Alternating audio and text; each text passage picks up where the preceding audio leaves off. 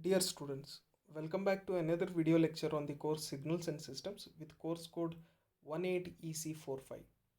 In the previous video lecture, we obtained the Z transform of some general signals and understood the nature of region of convergence for those signals.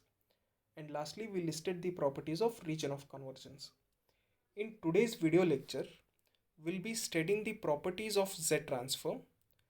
Now, the properties that we'll be studying here are the same properties that we studied for Fourier series and Fourier transform. But here we'll be discussing these properties with respect to Z transform, and particularly we'll have to understand the nature of region of convergence of the Z transform after applying these properties. So we'll begin with linearity property, and the statement for linearity property is if Z transform of the discrete time sequence x1 of n is taken as x1 of z, its region of convergence is taken as mod of z greater than rx1 minus but less than rx1 plus. Now the region of convergence is written in this manner because x1 of n can be any signal. It can be a right-sided sequence, it can be a left-sided sequence, it can be a two-sided sequence, and all these three possible conditions, they can be of finite duration or infinite duration. So to accommodate all the possibilities on this signal, so we'll generalize it. Therefore, the region of convergence for three different sequences, like we saw in the previous video lecture, for right-sided sequence, the region of convergence will be outside the circle of radius, of some radius.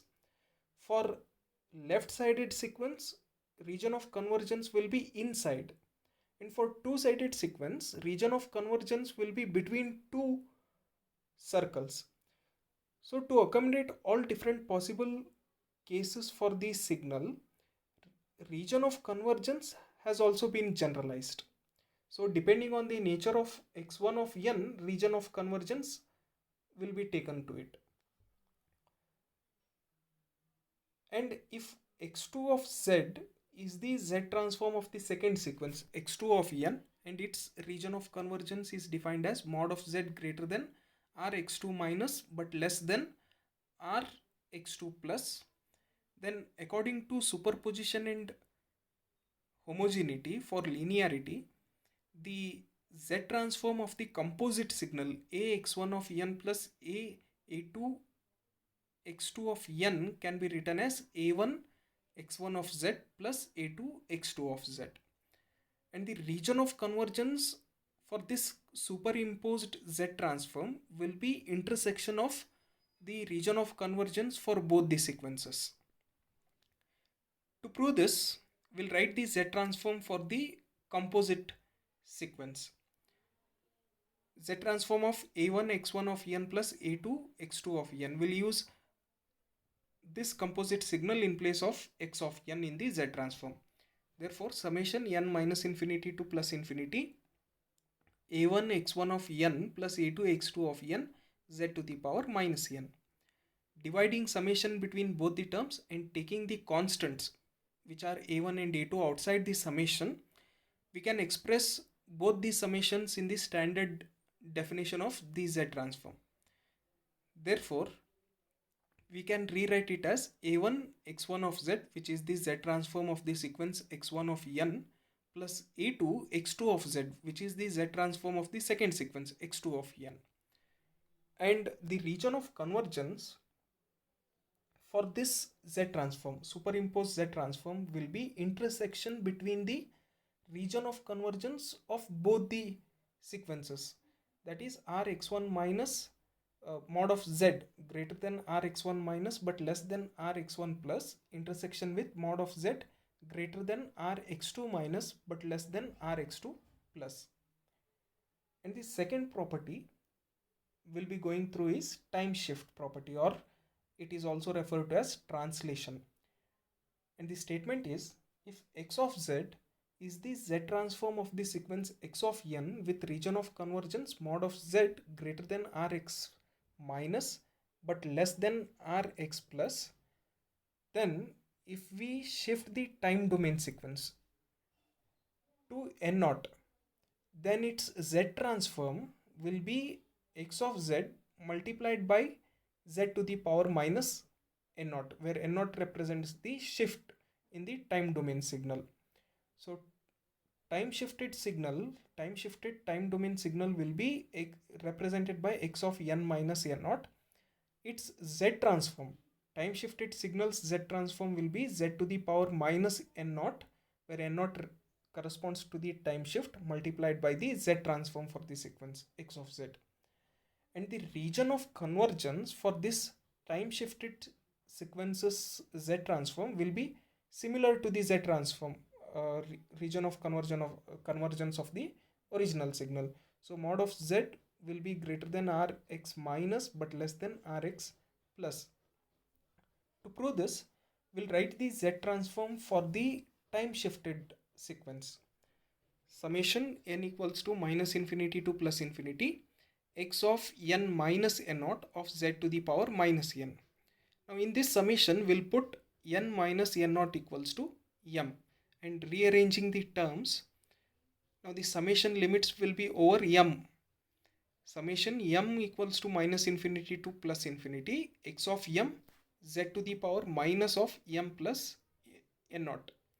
Decomposing the variable z, n naught is independent of this summation, so it can be taken outside. So z to the power minus n naught will be taken outside, and the remaining summation is the standard z transform definition of the sequence x of m. So it can be written as x of z, and the region of convergence for this will be between Rx minus and Rx plus. The third property we'll be doing is multiplication by an exponential. Exponential will consider a to the power n form of exponential here.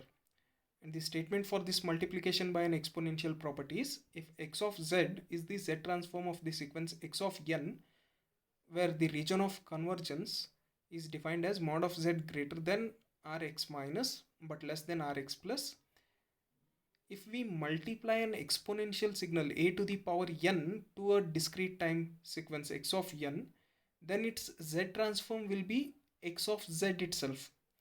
But the variable z will be defined as z divided by a. So all the frequency terms, z terms, will be scaled by the value of the exponential. Will take z as z divided by a. And for this spectrum, or for this frequency domain representation x of z, the region of convergence values will also be scaled. So region of convergence will be defined as mod of z greater than mod of a multiplied by Rx minus but less than mod of a multiplied by Rx plus. To prove this, again we'll write the standard z transform for the sequence a to the power n x of n. Summation n minus infinity to plus infinity a to the power n x of n z to the power minus n. We'll combine both the variables, exponential signal and the variable z. So summation can be rewritten as summation n minus infinity to plus infinity x of n z divided by a to the power minus n. Now this is the definition of z transform for the variable z divided by a. So it can be written as x of z divided by a. So for this z transform to have a finite value, the variable is z divided by a. So region of convergence will be written with respect to z divided by a. So modulus value of z divided by a should be greater than Rx minus but less than Rx plus. If you simplify this, if you write the region of convergence only with respect to z, we'll have to send mod of a to either of the sides. So mod of z greater than mod of a Rx minus but less than mod of a Rx plus. This will be the region of convergence when of the z transform of the sequence multiplied by an exponential signal. The next property we'll be seeing is multiplication by a ramp. If x of z is the z transform of the sequence x of n with the region of convergence defined as mod of z greater than rx minus but less than rx plus, if we multiply a ramp function to this discrete time sequence x of n, then its z transform will be first derivative of the z transform multiplied by minus z. So it can be written as minus z dx of z divided by dz. And the region of convergence of this z transform after multiplying ramp function to the discrete time signal will be same as that like of the original signal's z transform. To prove the multiplication by an ramp property, we'll consider the z transform, definition of the z transform. X of z equals to summation n minus infinity to plus infinity x of n z to the power minus n. Now we'll differentiate both the sides of this definition of the z transform. So left hand side will be dx of z divided by dz equals to minus summation n minus infinity to plus infinity n x of n z to the power minus n minus 1. Now to convert the summation in the form of standard definition for the z transform, will multiply minus z on both the sides. So left hand side will be minus z dx of z divided by dz equals to summation n minus infinity to plus infinity n x of n minus z, and z to the power minus 1 will cancel out. So we'll remain with z to the power minus n. So summation on the right hand side is the definition of the z transform for the sequence n x of n. So if we multiply ramp function to a discrete time sequence, then its z transform will be written as minus z dx of z divided by dz. Differentiation will be with respect to z, and the region of convergence will be same as that like of the original discrete time sequence. The next property we'll be studying is convolution in time domain. Now all the underlying concepts for these properties are same that we discussed for Fourier series and Fourier transform, but we are dealing these properties with respect to z transform here. So in line with that, convolution in time domain means if two discrete time sequences are convolved in time domain, then its equivalent operation in the frequency domain will be multiplication. So if two time domain sequences are convolved, their respective z transforms will be multiplied, and its vice versa is also true. If two time domain signals are multiplied, then their z transforms will be convolved together. So the statement for convolution in time domain property is, if x of z is the z transform of the sequence x of n with region of convergence mod of z greater than rx minus but less than rx plus, and if y of z is the z transform of the sequence y of n for mod of z greater than ry minus but less than ry plus, then if we convolve both the time domain sequences, z transform of convolution between x of n and y of n will result into multiplication of their z transforms, x of z multiplied by y of z, and the region of convergence for this product z transform will be intersection between region of convergence for the both the sequences. And the convolution sum is defined as summation k minus infinity to plus infinity x of k y of n minus k. So we'll take the z transform for the convolution to prove this convolution in time domain property. Z transform of convolution between both the sequences x of n and y of n will be defined as summation n minus infinity to plus infinity. We'll use that definition in the z transform. So summation n minus infinity to plus infinity convolution between x of n and y of n z to the power minus n. In place of this convolution operator, we'll be substituting convolution summation.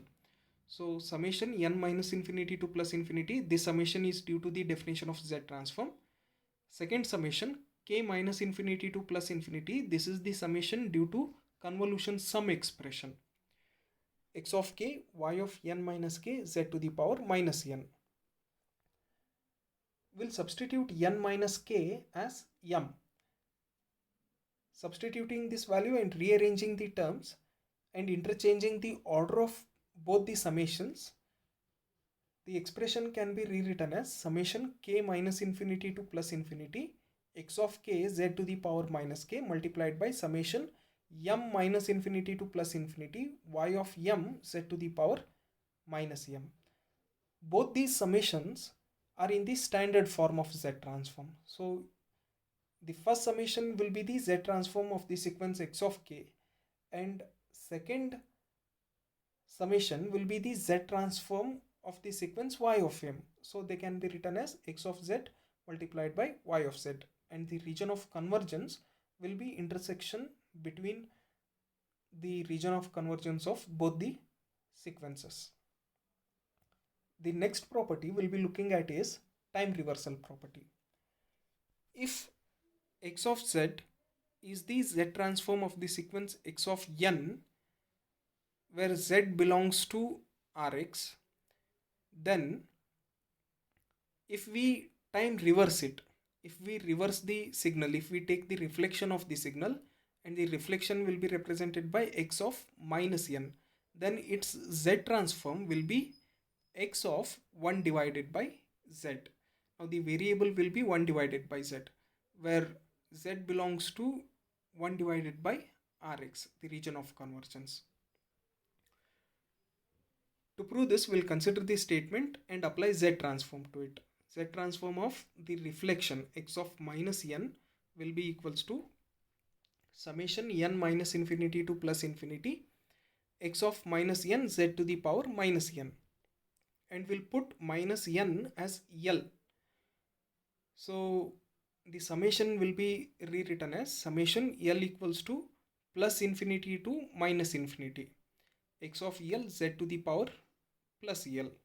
Interchanging the limits on the summation and rewriting the z variable, the summation can be written as summation L equals to minus infinity to plus infinity x of L z inverse to the power minus L.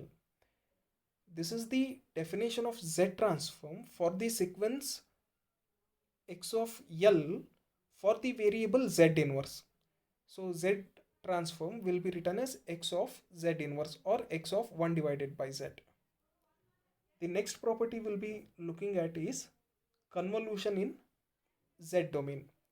Now convolution in Z domain means if we convolve Z transform of two sequences, then its effect in the time domain will be multiplication of those two sequences, and the region of convergence will be different compared to convolution in time domain property. We'll be looking at it now.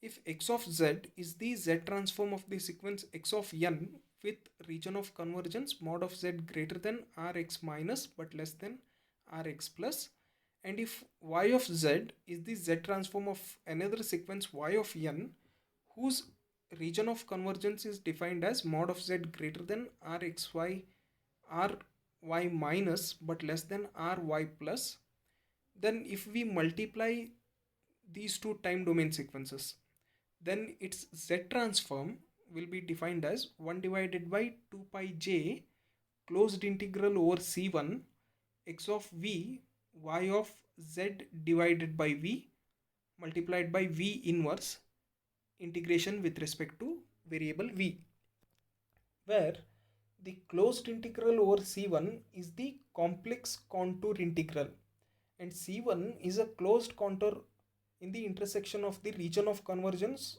of both the Z transforms x of v and y of z divided by v, and the region of convergence for the resulting transform will be combination or the product of both the individual signals. So mod of z greater than the product Rx minus and Ry minus but less than the product of Rx plus Ry plus. To prove this, we'll write the Z transform for the product. Z transform of product of x of n and y of n equals to summation n minus infinity to plus infinity x of n, y of n, z to the power minus n. We know the inverse Z transform definition, we'll use it here. Inverse Z transform is defined as x of n equals to 1 divided by 2 pi j closed integral of the spectrum x of z, z to the power n divided by z, integration with respect to z. We'll use this x of n in the above definition of the Z transform.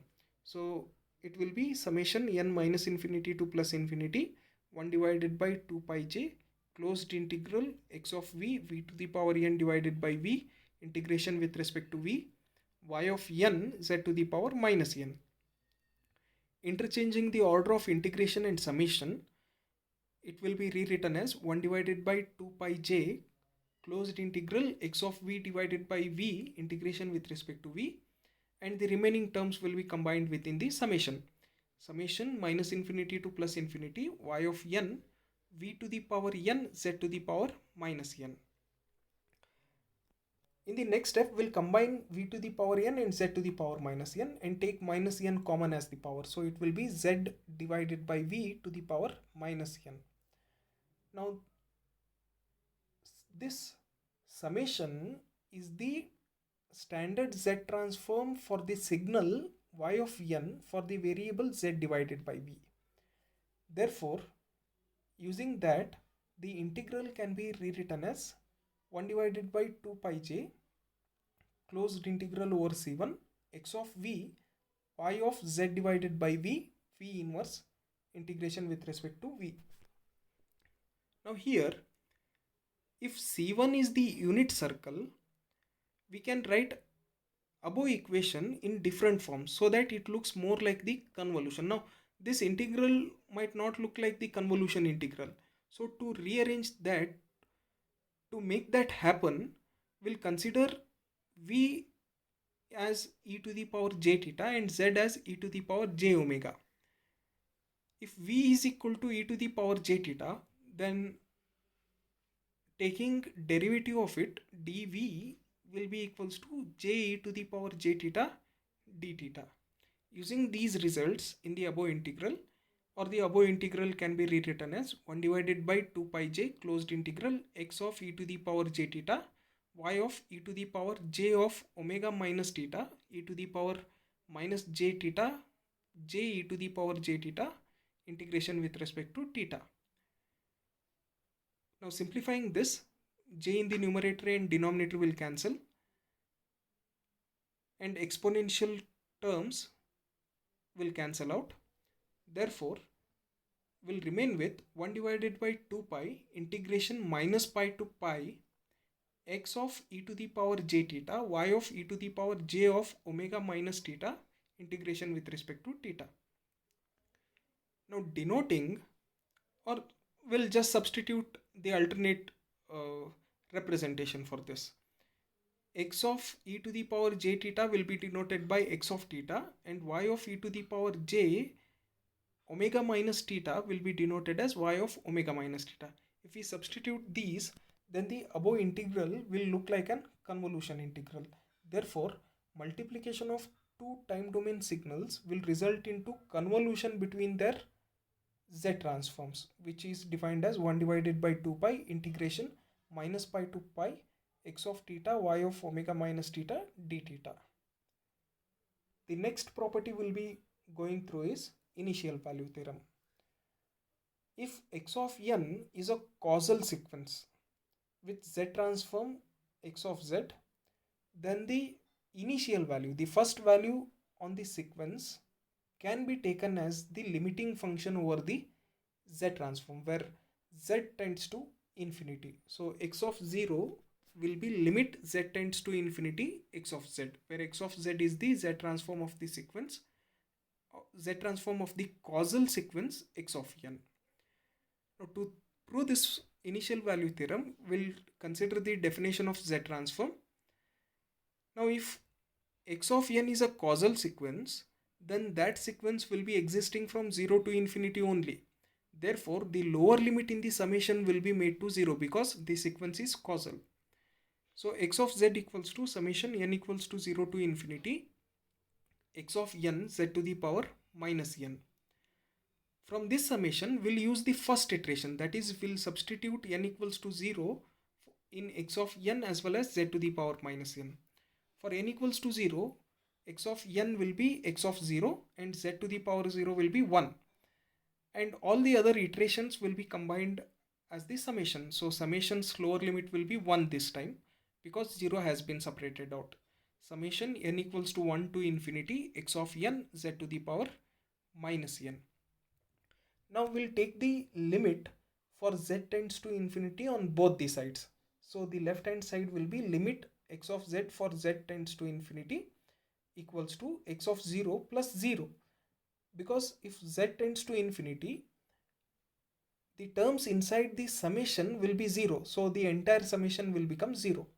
Therefore, the first value, the initial value of the sequence x of 0 will be taken as limiting function over the z transform for z tends to infinity. And the last property we'll be looking at is final value theorem.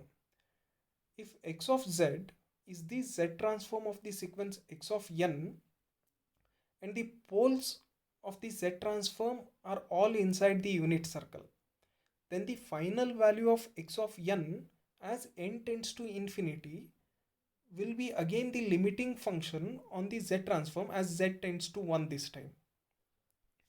So the final value theorem is given as limit x of n where n tends to infinity equals to limit where z tends to 1 of z minus 1 x of z, where x of z is the z transform of the sequence x of n. Now from this sequence x of n plus 1 minus x of n and taking its z transform, summation n minus infinity to plus infinity x of n plus 1 minus x of n z to the power minus n. The lower limit in the above summation will be 0 because we'll consider the sequence x of n to be a causal sequence.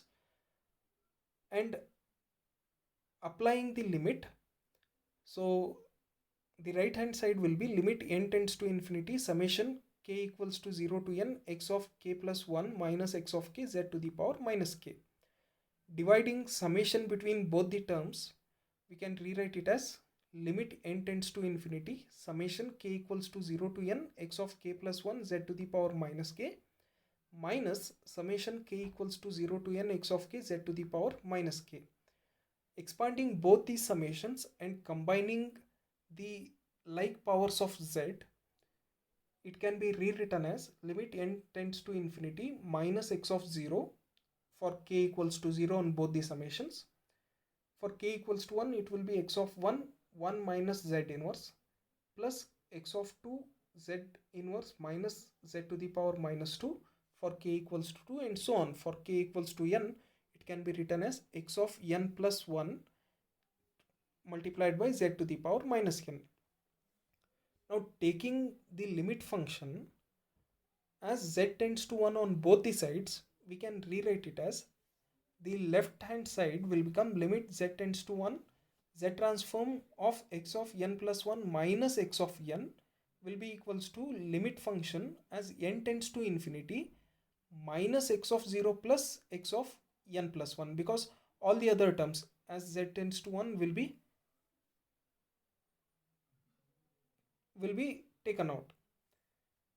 Therefore, if we apply the limit as n tends to infinity on the right hand side, it can be written as minus x of 0 because there is no n term in it, and limit x of n for n tends to infinity, the second term. Therefore, and also we know that z transform of the sequence x of n plus 1 minus x of n, if we take the z transform of individual terms, then it will be represented as z transform of x of n plus 1 will be given as z multiplied by x of z minus z multiplied by the initial term x of 0, and z transform of the sequence x of n will be x of z. So taking x of z common, we'll get z minus 1 minus z of x of 0. Taking limit for z tends to 1, we can rewrite the equations as limit z tends to 1, z transform of x of n plus 1 minus x of n equals to limit z tends to 1, z minus 1 of x of z minus x of 0. Now equating equations 1 and 2, we can write it as minus x of 0 plus limit n tends to infinity x of n equals to minus x of 0 plus limit z tends to 1, z minus 1 of x of z. Therefore, taking out x of 0, the final value theorem is written as limiting function on both discrete time sequence as well as the z transform. Limit x of n where n tends to infinity equals to limit z minus 1 of x of z where z tends to 1. I hope all of you understood the properties. We'll be solving some problems to understand these properties in the next video lecture. If you have any doubts, you can contact me. Thank you all.